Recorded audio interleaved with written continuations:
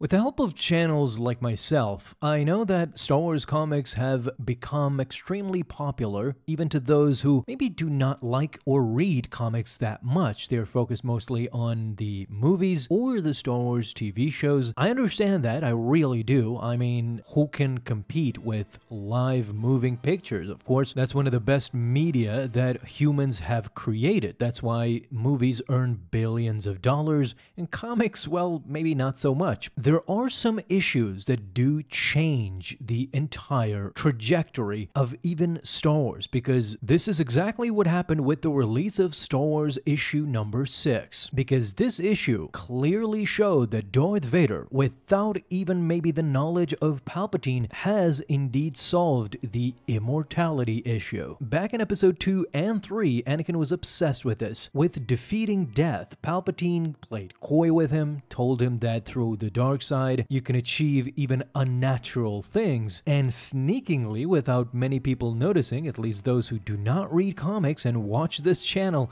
I want to tell you that Vader kind of succeeded in that because he brought back the Grand Inquisitor from the dead. Throughout this issue, we're never let known if Palpatine actually knows about this Vader ability, but the most important thing we're going to tackle in this video, of course, is how did Vader achieve this? In the Obi-Wan series, we were kind of faked out with the Grand Inquisitor quote-unquote death in episode 2. Then we see by the ending that the Grand Inquisitor actually survived and came back. He was still alive. But this death in Star Wars Rebels, I gotta say, he did not survive this one, not by a long shot. And so everybody who read issue number 6 of Star Wars was mesmerized to see that the Grand Inquisitor was back from the dead. As the Grand Inquisitor put it, there are worse things than death, and this comics kind of proves it. So how was Vader actually able to do this? How did he kind of find the answer to immortality? This is the issue that I want to tackle today, and to tackle that, of course, we have to go to two things: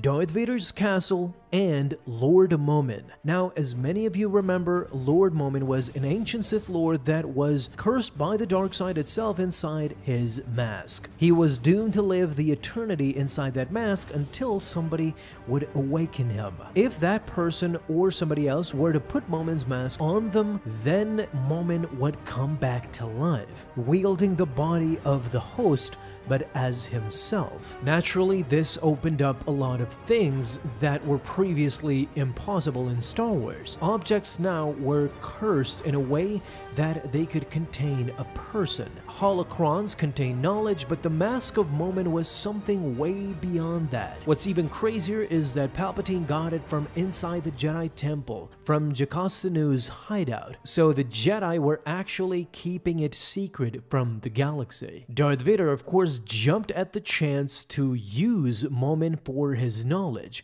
his architectural knowledge, as he was artistic as it could be. He was so edgy that basically even the Sith were revolted by him and did not consider him part of the Brotherhood. The ancient Sith and the modern Sith did not teach anything about Lord Momin, but for Darth Vader, I don't think that was possible. Vader wanted to go to any length in order to revive Padme Amidala again, especially after Revenge of the Sith. The 2018 comic series shows that Vader was ready to go to any length in order to bring Padme back from the dead, and this is the answer of how I think Darth Vader revived the Grand Inquisitor from death. Now, don't get me wrong, I definitely want Disney to put out a comic or something to that nature in order to explain officially in canon how this was done. But me having the knowledge that I have and reading all these comics, I could basically sum it up in one answer, and that is, of course,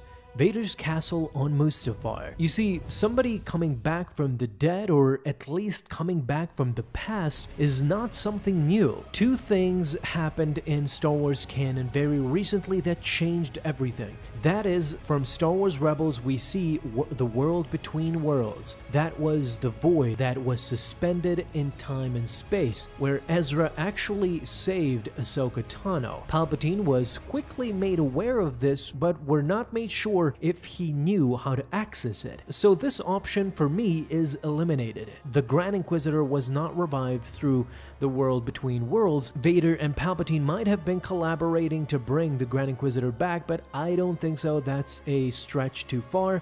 So what I think actually happened is exactly what happened to Momin himself. After Vader just opened the portal to the next dimension, right at that time, the Mustafarians decided to attack the Sith Lord's castle. He was then forced to go help out the stormtroopers that were guarding the place and dismantle the Mustafarians before he could proceed. Their numbers were overwhelming, and so Vader left Momin to his own devices and warned him to not do anything until he returns. But of course, the Sith and their treacherous nature, Momin just could not help himself. His final masterpiece would be awakened finally, and his masterpiece was of course himself, as Momin opens a portal from Vader's castle, revives his own self. He brings himself out from the past and into the present, giving the mask to the original Momin, who comes out of the portal and now exists in this realm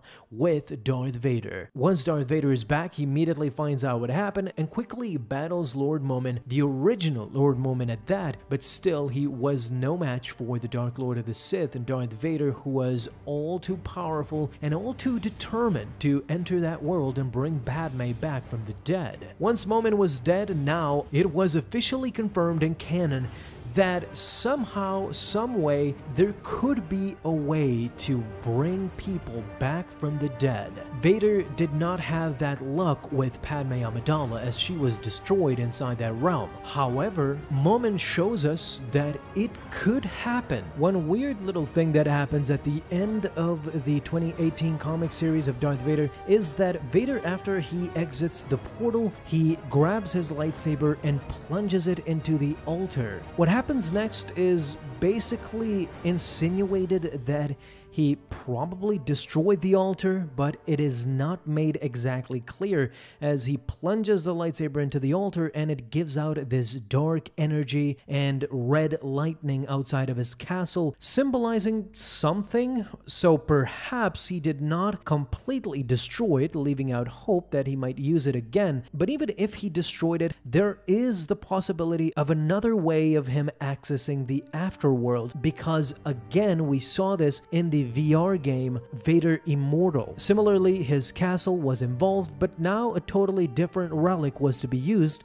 to bring back Padme. So this gives us multiple options of how people could be brought back from the dead, and both of them coincidentally involve Darth Vader using some sort of interdimensional supernatural thing to bring back people from the dead. Therefore, it is not out of the possibility that Darth Vader did in fact open the portal once more and brought the Grand Inquisitor out from death. Since he is engulfed in fire, it could possibly be that he was captured as he entered the fire once he was falling into his death. This is why he is always suspended in fire. This symbolizes basically life after death, and something worse than death, as the Grand Inquisitor warned us. This is it. Vader literally grabbed him out of death and into servitude for him into this realm. He will forever burn and exist only when Vader wishes. It is a cruel, cruel fate to have, but he did warn us. The Grand Inquisitor knew something